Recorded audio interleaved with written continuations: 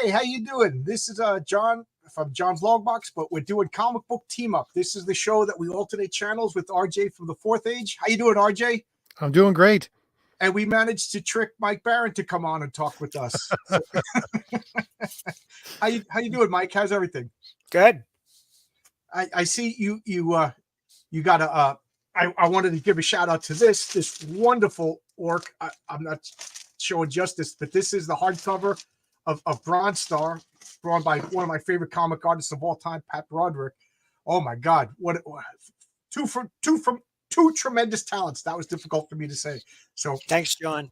Oh yeah, and anything Mike Barron does, I try to be first in line to buy it. So we might as well tell you got I can't even freaking talk. I've been talking all day. Indiegogo project coming out. You got a Nexus. Yeah. And who is the artist for this? I don't want to say in case I'm wrong. Kelsey Shannon. Yeah, Kelsey Shannon. Perfect. This is awesome. Awesome. I've been a Nexus fan since when I was a little kid. I walked into the comic book store and Larry, the guy who ran the store, said, you have to get this. I was told, and back then we didn't argue with the comic book guys. You know, we thought that they were the coolest guys in town. Little did we know he lived in the back of the store and never married. But at the time, I thought he was the coolest guy. So I'm talking a lot. RJ, you got anything to ask of Mike? No, I just wanted to. I usually fanboy out when I talked to Mike last time he was on my channel. I'm fanboy gushing. I apologize. So for those of you who don't know, we got. I'll address the chat in a minute. Mike, I first became aware of you for Punisher and Nexus and Badger. Oh my God, that Badger was a big thing in my comic book store. My comic book store's owner name was Larry. So of course. We pestered him with the Badger, you know. Hey, Larry, poor guy. Let's acknowledge, we got Adam Miller, who I just had a talk with. He's doing the Iron Age icons, which Private American is part of that set. Oh yeah. So so those of you who don't know, Adam Miller is doing a 40 card set of all independent Iron Age comic skates characters. And were you reached out, or did you volunteer to submit your character? Who, me? Yeah, you. No, it was a complete surprise to me when Adam painted him. Oh, cool. Yeah, what a great talent too. He looks like the old Joe Gisco artwork. And we got some guy named Mike Barron in the chat, that guy. And we got Fabrizio Aiello, who does Horace H. Hoover, a friend of mine, and DC Miller. We got Vaz, I know. Vaz. And we got this crazy person named Nick X, who RJ is filing a restraining order against. He lives too close to him. And Shadowpunk's watching two streams at once. I'm amazed at the talent that's in this chat. Shadowpunk's comic was phenomenal, and John DeVoit. All right, I just wanted to say hello to everybody. So, Mike, well, is it fair to say that that Nexus is like having a resurgence? Because all of a sudden, he's everywhere.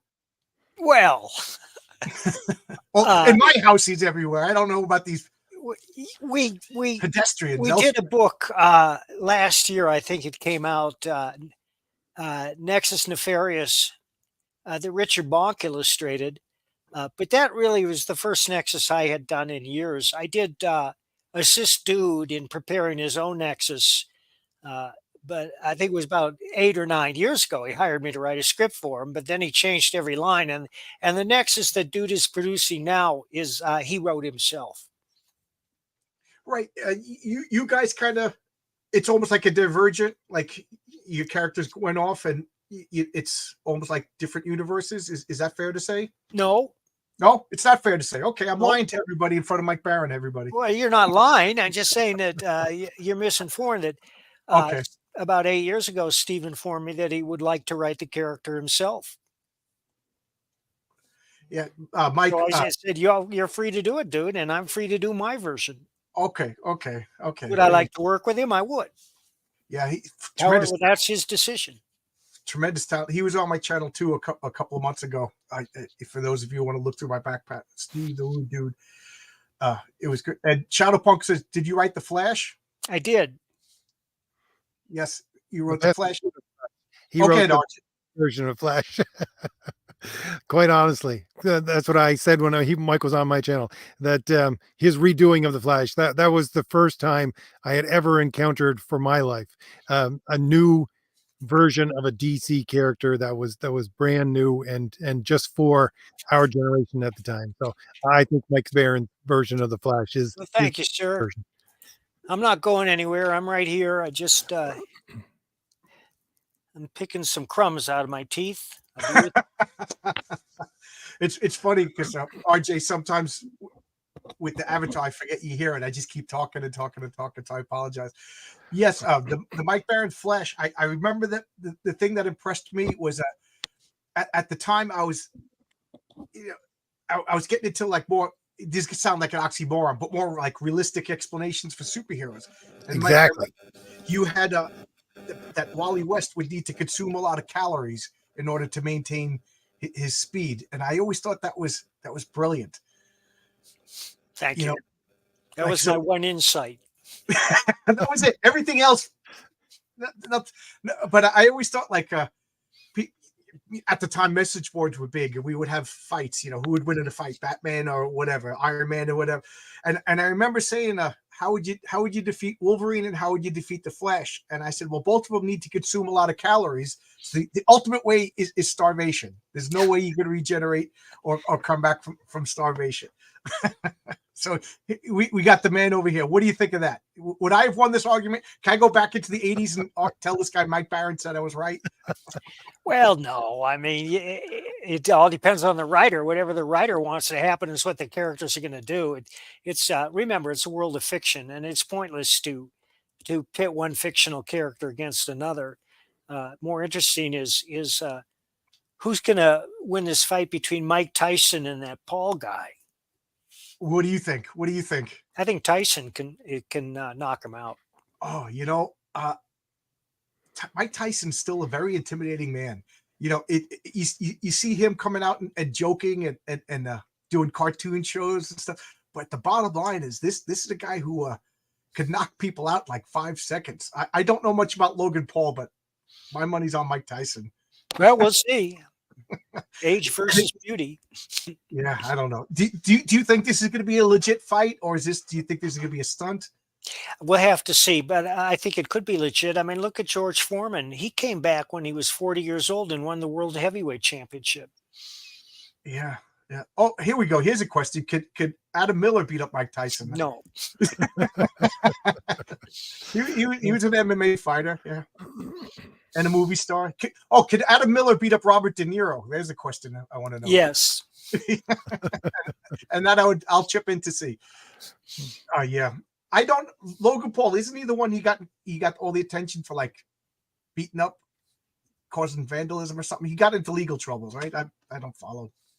I'm a comic book nerd.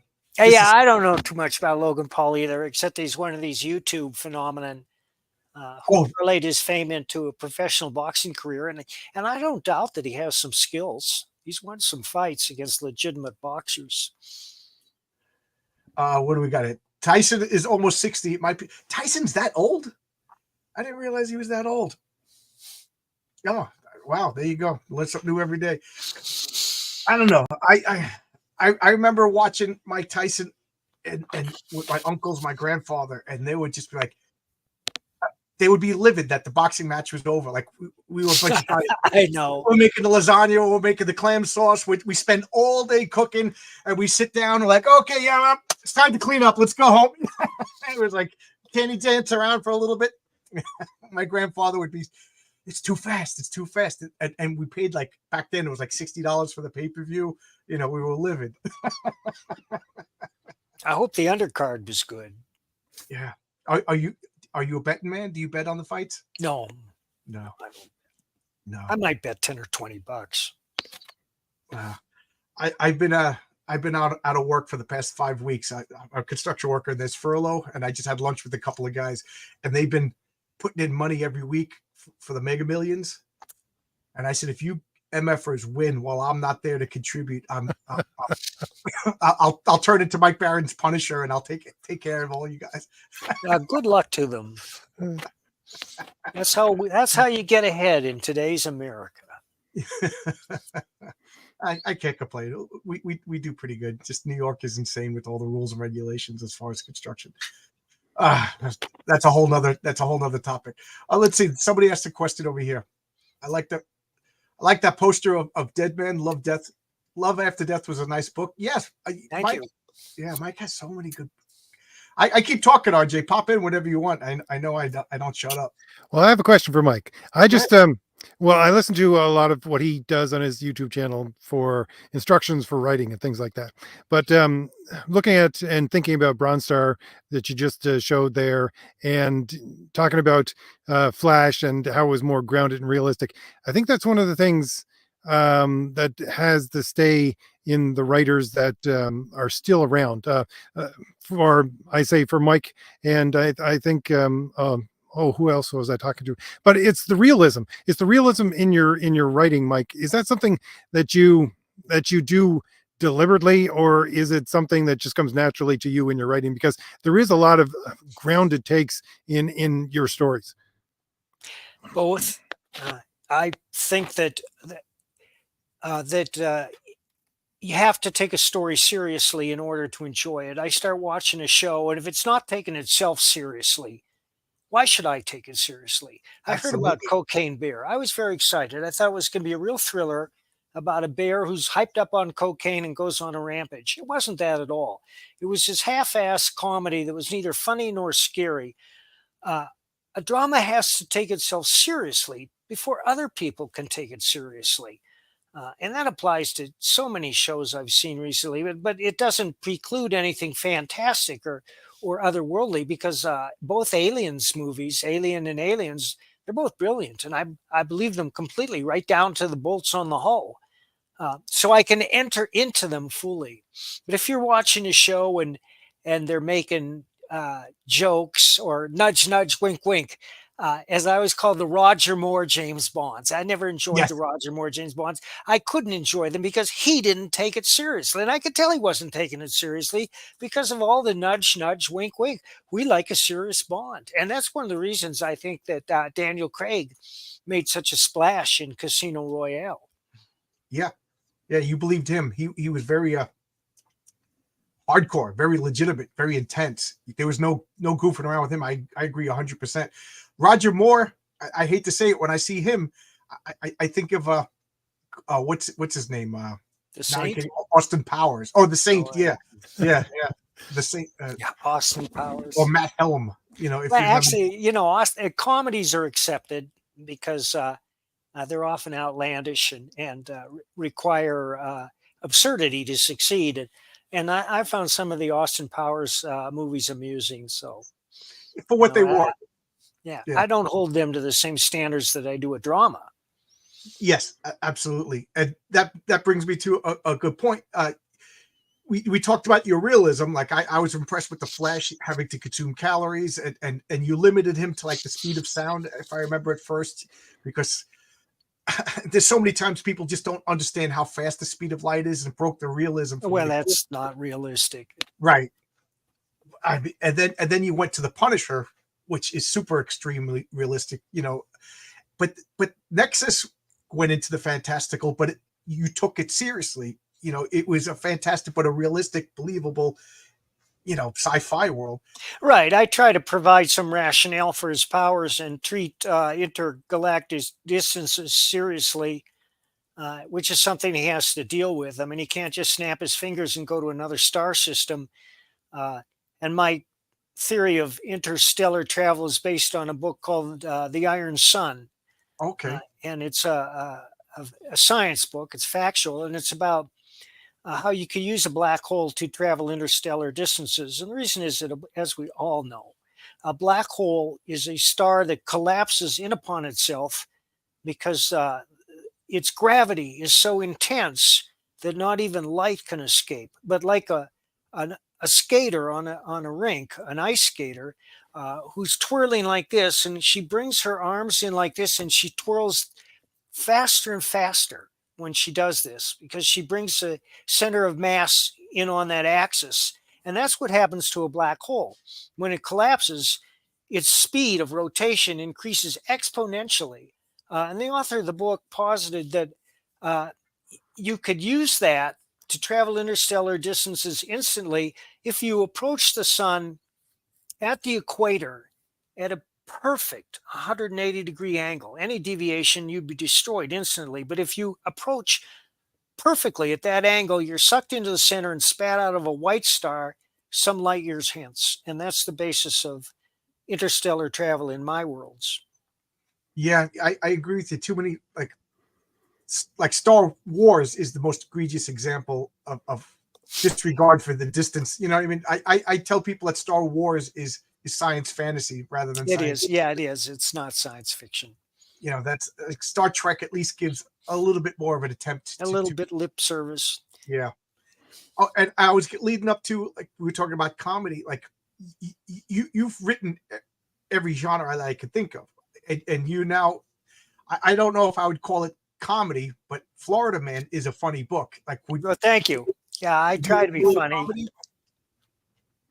It is. Well, it's based on the Florida Man stories, but the appeal of the book is not just that you laugh out loud, but that Gary is an appealing person. And that's why the book succeeds, because, you know, he's just a redneck living in a trailer down by the swamp.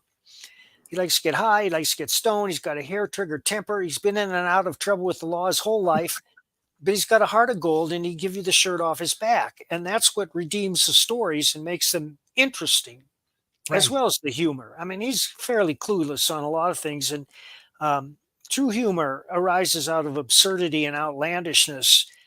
So the challenge is to put him in the most absurd but barely credible situations I can engineer, and then get him out of them. Do you peruse the newspapers for these? Absolutely. And that's where the book came from. Every time I went online, there was a new Florida Man story. And yeah, it's one of those concepts that I'm like, why didn't anybody think of this sooner? You know, it practically writes itself. And if people want to know, they're based on my novels. I have 3 Florida Man novels out. They're by far my most popular novels. They're all on Amazon. All you got to do is go to Amazon, type in my name, and they'll pop up. Cool. There you go. I think comedy. You're the legendary writer. Tell me if I'm right or wrong. I think comedy is probably the most difficult thing to write. You know, I wouldn't attempt it. And I have to say that, with the exception of Mad Magazine, most comic book comedy is not funny. Oh, you're right. It's not. And that's why the secret is that the humor has to rise naturally out of the situation. It has to rise organically out of the story. And that's the tricky part, because a lot of people, they have some jokes they want to shoehorn into a plot.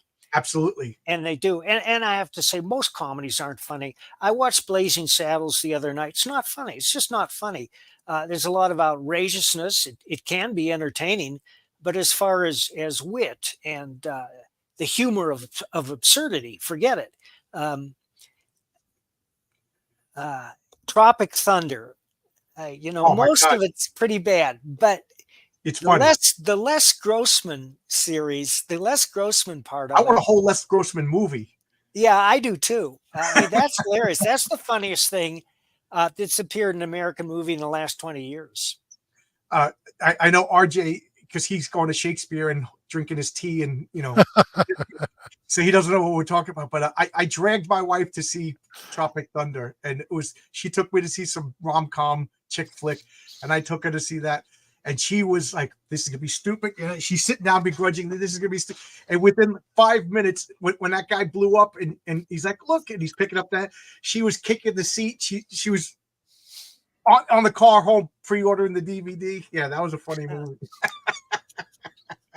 That was like the last good comedy that I saw in the movie theaters. I can't even think of the last. Tootsie's funny. What's that? Tootsie, starring Dustin Hoffman. Oh yeah, well that was years before. I'm trying to think. A long time ago. You can't do a funny movie these days, right? You couldn't even do Tropic Thunder, because everyone would say Robert Downey Jr. can't play a black man, and he plays it for laughs the whole way through. That's so funny. Said, "What do you mean, we people?" I mean, yeah. What do you mean, you people? And it's funny that you said that, because that's been a pet peeve of mine, to the point where I used to argue with people on Twitter. I was that kind of jerk, but I had to stop because I can't have another Twitter go down. But when people say that's blackface, I'm like, that's not blackface. Blackface is a specific thing. The minstrel shows from the 40s with I'm trying to think of the guy's name, Mammy. I can't think of the actor's name, but like they had the coal black face with the white lips, over exaggerated, like they were making fun. I'll tell you who it is in just a second. Yeah, it's gonna drive me nuts. The jazz singer.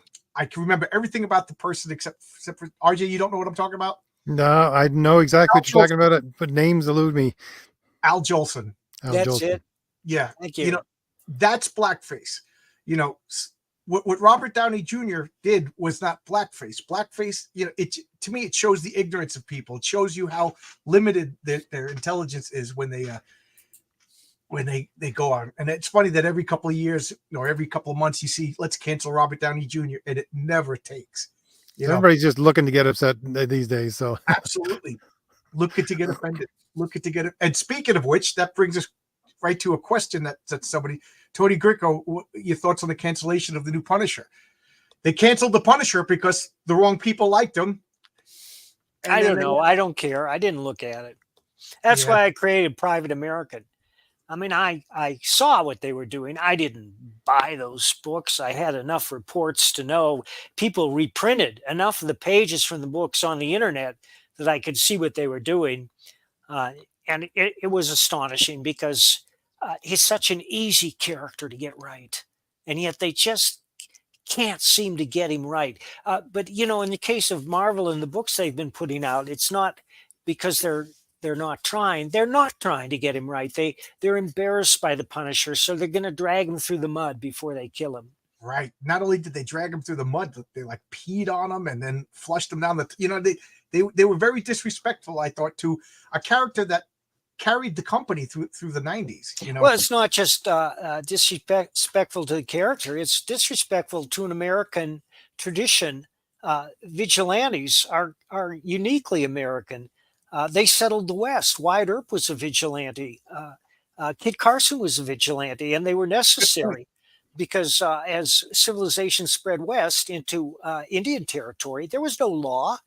And I'm not running down the exploitation of the Indians. Right. But it's more nuanced than that. And to use a term the left loves, nuance, in that every Indian tribe that established a civilization took that land by warfare from a previous tribe. Every name a civilization that didn't encroach on. True. When I was a teacher, I used to say it's like throwing pebbles into the water.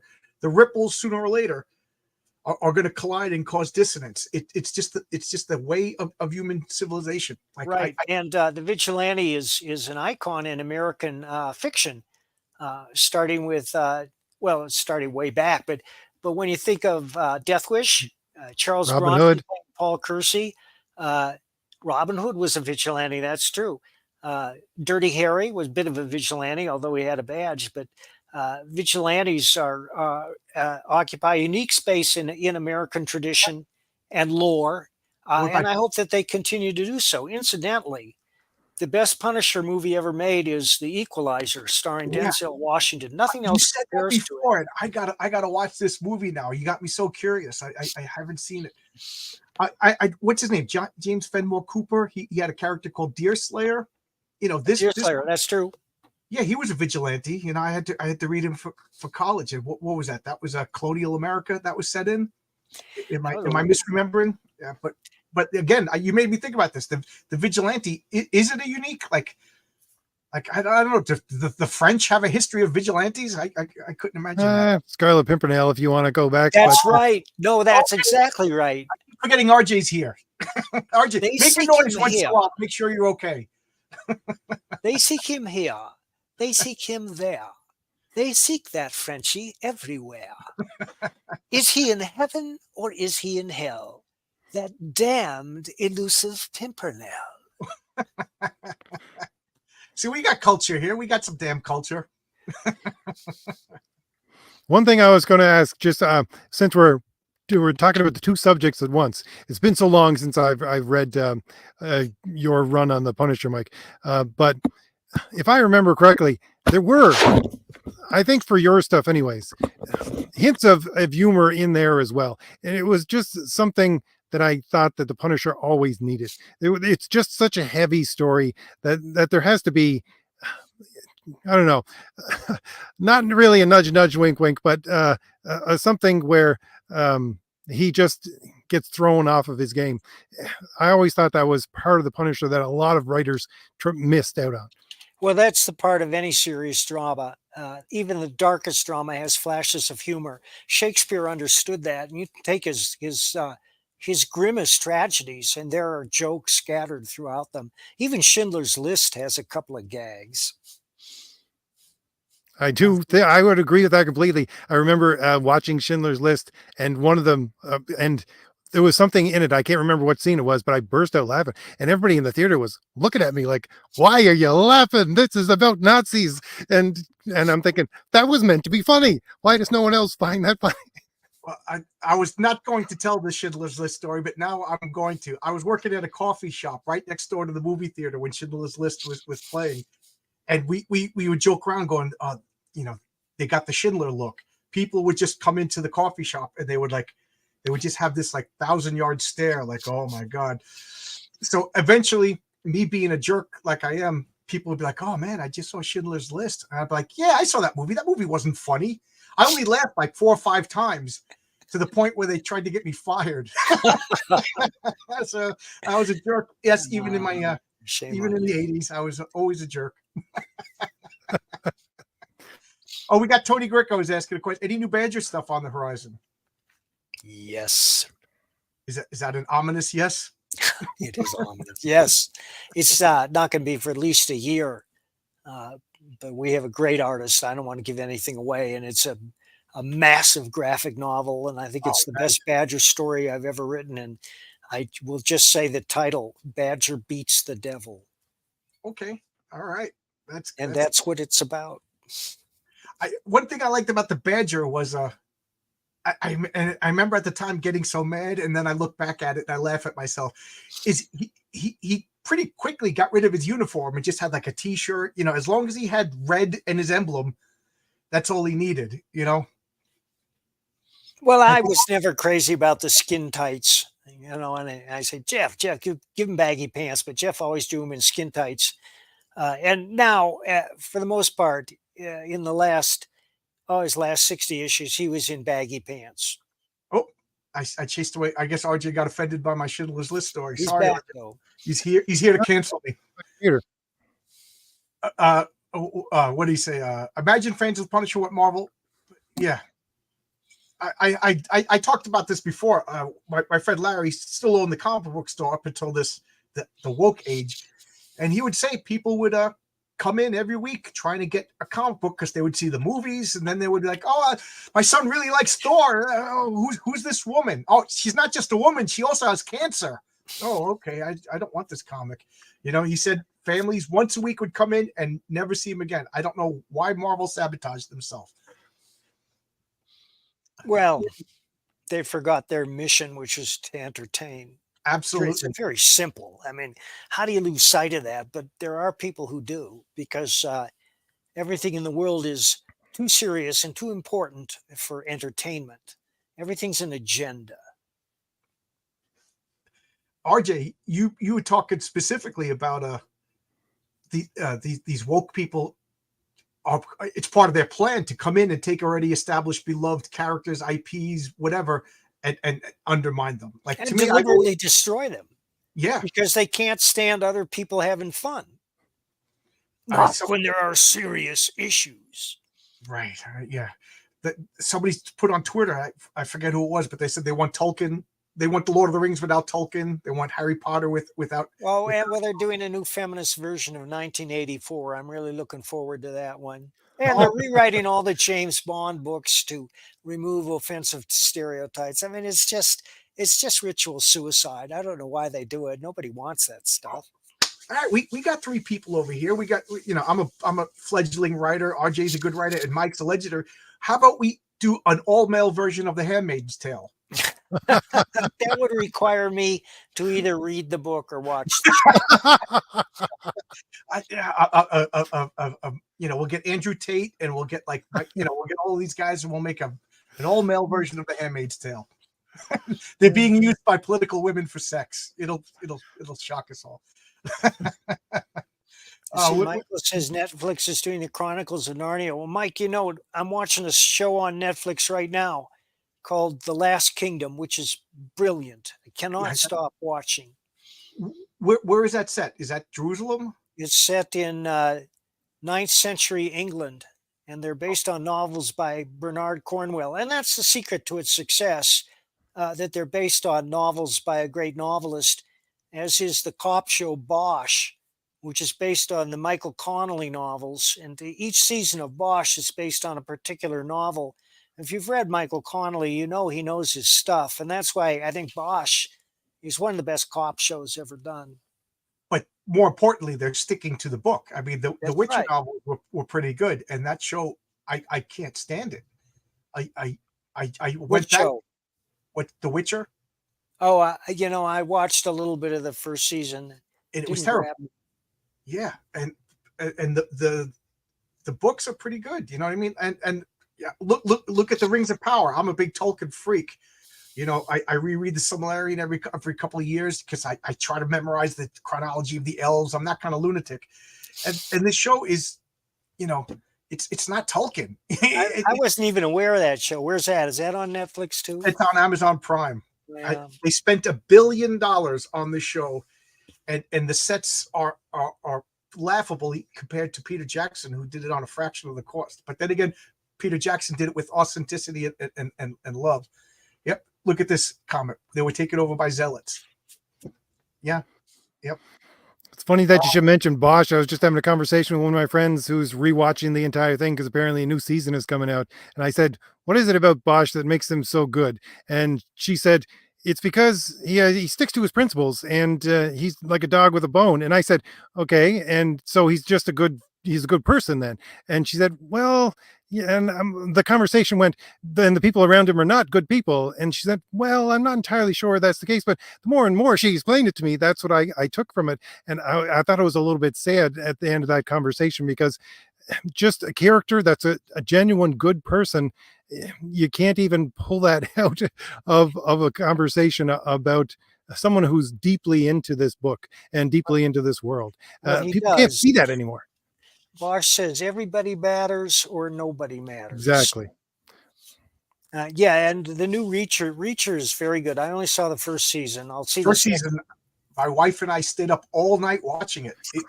I was like, oh my God, this is like the book. I was actually amazed at an intellectual property, because these days I adopted a zero tolerance policy. I won't watch anything new until somebody tells me that it was good. Like I was avoiding the new Shogun, but people telling me it's pretty good. Anybody watch that? Yeah, I watched the first season. I watched the second when it comes out on DVD. I get them out of the library. That's how I saw Oppenheimer. Oh, okay. And for once they had a great movie to give Oscars to. Yeah, I watched Oppenheimer. He didn't turn into a radioactive creature at the end. You were lied to. I was lied to. Just like when I went to go see The Elephant Man. He didn't destroy anything. He was just a guy just laying in a bed for the whole freaking movie. They don't make monster movies the way they used to. We got MSK Entertainment stirring up trouble and asking, when is Bronze-Star and Isom going to team up? Well, that's not going to happen. They live in different eras. However, I do have some surprises for Rippaverse fans. There you go. That's what I was leading into. Thank you. I'll be at Dallas in June because that's when Gooding comes out. And Gooding is your character. For those of you who don't know, you want to tell some people who Gooding is? Well, Gooding was created by Eric July. He appears in the first two Isom books, particularly the second, and he's the tech guy. He has no superpowers, but he's the guy that provides the tech that protects the exceptionals. Eric calls them the accepts. That's what they call superheroes because they're exceptional. They're not like normal human beings.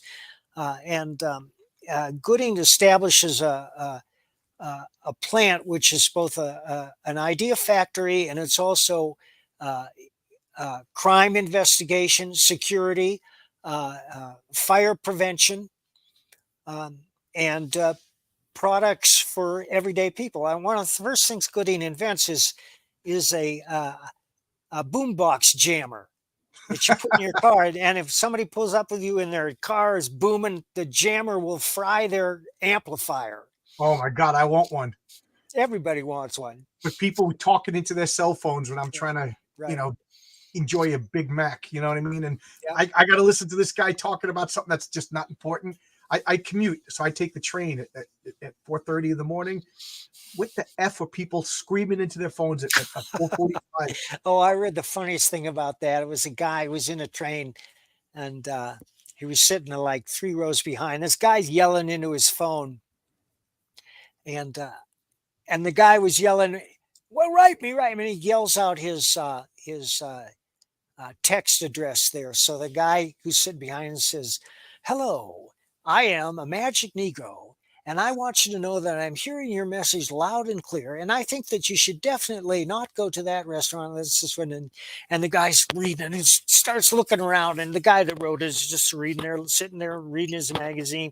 One of the funniest things I ever read. I'm not doing it justice. You had to read it yourself. On one of my commuter trains, there was an old guy who was 3 weeks before retiring. He couldn't take it anymore, and he went up to this woman who was just shouting in her phone, and he threw his coffee at her. I mean, it wasn't scalding hot. Well, I've been known to take my shoe off and start yelling into it when somebody's doing that around me. But I always yell back. I would not throw coffee. I'm that kind of jerk. If you're like this, I sit next to you, and then I just put on like loud punk rock. I'm like, is this annoying? Is this annoying? Oh boy, who would have thought that this is annoying? They make headphones, but so thank God I'm not the Punisher. Although the Punisher would be arrested. You see what they're doing in New York now. The guy saved up. It's outrageous. It's just these people that. And here's the thing: is nobody asks George Soros why he's trying to destroy Western civilization. They're remarkably uncurious. Mr. Soros, have you ever read the Constitution or the Bill of Rights? George Stephanopoulos. Joy Reid, have you ever read the Constitution or the Bill of Rights? CNN. No, that never happens because they're not interested in the truth. They're not interested in what's happening. And it's shocking. I don't know. So I could argue with people on Twitter. When this came in the mail, my wife goes, "Oh, great! You fight with somebody on Twitter." No, you don't have to fight with somebody, but I mean, these people that have stolen, cheated, lied, and killed their way into power because they don't win elections honestly. They took an oath to uphold the Constitution, but I will bet you that 90% of Congress have never read the Constitution or the Bill of Rights. Or the bills they vote on. No. Who can read a 600-page bill? I mean, it's anti-democratic on the face of it. Right. Yeah. And then they name it the happy child, everybody free. Yeah, let's not get bogged down in the state of the nation. It's too depressing. Yes, yeah, absolutely. I had a question. When you're talking about the character that Eric is working on, that sounds very much like Micro. Now, from the Punisher, if I'm not mistaken. That's true. And that's the way I approached him. Is that everybody needs a tech guy. When I was writing the Punisher, I realized, well, he can't all do this all alone. He's got all this equipment. He needs a tech guy, and that's where Microchip came from. And if I remember correctly, Chuck Dixon, or maybe it was Alan Grant, introduced like a little hunchback character that was Batman's tech guy that was fixed. Like he was of Mr. Mxyzptlk. No, not I always hated those magical imps. But he had like this dwarf character that lived in the Batcave, and he was the one putting the air in the tires and tuning up he had like a couple of stories, and then they kind of forgot about him. And those kind of characters fascinate me. You got to have logistical support guys. He would be the Robin that Joker got to, and they couldn't save him in time. Harold, is that his What do you think? Backstory for. Okay, I got two people corrected me saying his name was Harold. I'm getting older and I can't remember names. Yeah, Gooding is the character that interests me the most. Yeah. Yeah. I guess Harold. People tell me Harold. So yeah. And how many issues do you think are good? Is Gooding just a one shot? Is this a Well, continuing? initially it's a one shot, but I'm confident that people are going to want more. Oh, okay. Well, And seems I've like written more, but I can't get into that now. okay. It seems like the Rippaverse could do no wrong. I mean, Yara, is that how you pronounce it? Yep. That's over the moon right now. I got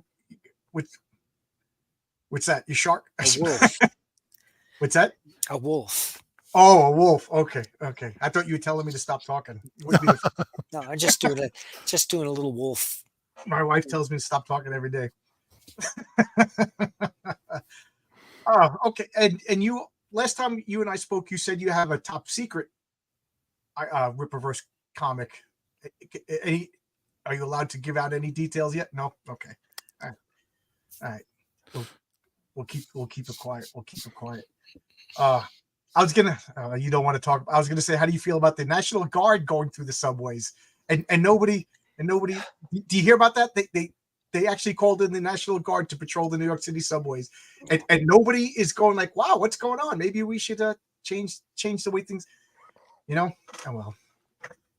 That's just because I take the New York Mass Transit to work. Well, this is the case in every large democratic city. The downtown is a ghost town. San Francisco is nothing but a giant insane asylum. Every retailer has packed up and left. The same is true of Portland, Seattle, Los Angeles, Chicago, Detroit, and Philadelphia. There's an old saying that bad times breed good men breed good times, and good times breed weak men. And we're now in the weak man phase of history. Yep. I'll go on further with my conspiracy theories, but like I said, I'll only depress everybody. I'll only depress. But do you remember when saying the name George Soros rather was a conspiracy theory? Well, it's just remarkable to me that nobody's interested in him and nobody interviews him and nobody ever talks about him, except a few outposts of news that's still trying to report, like the New York Post or Breitbart, that says these are all Soros appointed district attorneys that are turning criminals loose. And even Los Angeles is fed up. They're trying to recall that the bum that they elected out there. They did recall the district attorney in San Francisco. But my question is, how can they be so stupid as to elect these people in the first place? Or were they honestly elected? I think they probably were. But well, you're only allowed to question the elections when a Republican wins. Because I remember 4 years of Hillary Clinton denying elections. That today, if you deny the election, you're a conspiracy. You're Alex Jones. Yeah, all right. We're getting bagged down here. I know. So let's Tony Grigo for the win to bring us back to comic books. Is there a possibility of a team up with Rude in the future? No. Okay, that ship has sailed. Okay. Not my decision. Oh, that's a shame. I'm big fan of those oversized with a record inside of it. What kind of crazy thinking was that? Well, we're remastering the first 3 black and white issues, and they're being colored by Kelsey Shannon. We're going to reissue those later this year. Are you going to put out the floppy disk, the 45? I'm not sure. We're going to offer the floppy disk as a download for people who want it, but I was never in favor of it because when you hear actors speaking the lines to the comic as you're flipping through, we all have an idea of what those people sound in our heads when we read the book, and the voices never match up. Plus, if they're going to listen to the recording while reading the comic, they're not at leisure to linger on a page. They're going to have to keep turning the pages as the actors speak. It's funny that you said that because I was always afraid to play the floppy disk. So I went on YouTube and finally listened to it like 30 years later. And I couldn't pay attention to the artwork. I was more concerned. So it's funny that you said that. And we got another question. Are you a big fan of Ditko's Mr. A? Big fan. Oh, and there you go. Your comments right underneath. Yes, big fan. I remember reading Mr. A, and then there was a documentary, and they talked about college kids who were into Ditko because of his work with Spider-Man and his work with Doctor Strange. And then it was like 1972, and they're getting into Mr. A, and they were horrified. I remember the first Mr. A comic. He shoots a woman in the back, and then another guy falls to his death into a fire, and Mr. A's carrying the kid. Like, I don't have to save this guy. I have to, I haven't read them in like decades. I'd like to take another look at them. I may order those.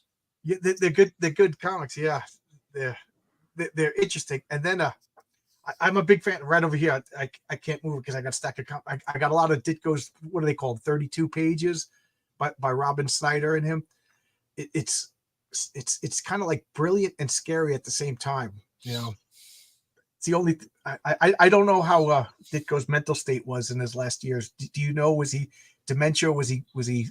I have no idea. That's certainly a guy worthy of a serious biography. Yes. And so is Jack Kirby. I don't understand why there hasn't been a really big, thick, serious biography of Jack Kirby. And Will Eisner. These guys are right. Will Eisner has a great book out called A Spirited Life. Oh, okay. A biography. And there's a decent book out about Kirby that Mark, he used to write. Oh man, I'm spacing it. All right, we're going to go to Amazon here. Do you remember when RJ was part of this conversation? I love watching interviews with Jack Kirby. I don't know about listening to someone else tell his life story. I just like to listen to him talk. Did you meet Jack Kirby? I did. I always forget that he was significantly older than Stan. In my mind they were the same age. But well, there are some books out here. I'm thinking of Mark Evanier. Mark put out a big book called Kirby King of Comics. All of a sudden, I see Neil Gaiman as the co-author. I don't know how Neil got in there, but there's also a book called Jack Kirby: A Personal Journey, Words and Pictures, which was put out last year. Oh, okay. So that's new. What's his name? The guy who used to run Eclipse Comics. He was married to Kate Ironwood. Yeah, Dean Mulvaney or something like that. Yeah, Dean Mulvaney. Yeah, he wrote a book about Steve Ditko, and Ditko was not too pleased because he was very private, and then the book got destroyed. His original manuscripts got destroyed when there was that flood that wiped out all the backstock of Eclipse. So I had Kate Ironwood on my channel. She talked about all the work and research and everything, and then lost. So there's the Ditko book that never existed. I think Steve had some hand in the fate of God destroying a book that he was. He doesn't like to be in the spotlight. Mr. A paid a visit to the publishing house, I think. Yeah, he broke the dam. There you go. I'm looking to see any more comments, any more questions. Yeah, the Reacher series. Some about Godzilla. Somebody said, oh, winning an Oscar. Okay. War to the Vanquished. All right. Anything else you want to talk about? I covered Badger. We talked about the Punisher. You got Gooding. No. And right now I'll put up your link again. You have a current campaign. Is it live? It's going to go live in 2 weeks, but if you pre-register now, before we go live, you get a bonus art card, an original drawing of Nexus that Kelsey's doing, and I'm sure it'll be in color. Yeah, Tony, I am a fan of Alan Moore. Not all of his material, but certainly the stuff that I've read, I've been very impressed with. Yeah, Alan Moore. I'm a fanboy of Alan Moore. I love Alan Moore. And lately, he's just been like disavowing his stuff and insulting the fans. I just don't understand, Yeah, he seems a little crazy, doesn't he? Yes. Part of me thinks he's like that crazy uncle that you love, despite the fact that he embarrasses you. Like, oh, Alan, I know you hate the fans, but I still love you. I would love to talk to him. He would probably insult me for an hour. Well, yeah, guys, I gotta go. Yes, I gotta go too. I got to get up early in the morning tomorrow. I got to do stuff. Mike, thank you. And I know you don't stay up late. Yes. Anything you want to say before we go? Always take a hat. That is good advice. Good night, folks. Thanks a lot, Mike. I always love when you come by and visit. Thank you, guys. Thank you. And thanks, everybody. And thank you, RJ. I'm going to probably take the rest of the week off. I'm going for hernia surgery tomorrow. So I might do a launch party for Tonic Bowl for his Saving the World number 11. That depends on everything goes off without a hitch. So I'll probably see everybody Sunday for Sunday Comics. If not, I'll be there Friday for Tonic Bowl. All right. Anything you want to say, RJ? No, but hopefully everything goes well with you. Yep. Yeah, 6 o'clock in the morning. So I'm going right to bed now because I got to be wide awake for them to put me to sleep. So. All right. See you, everybody. Thank you. Bye. Bye-bye.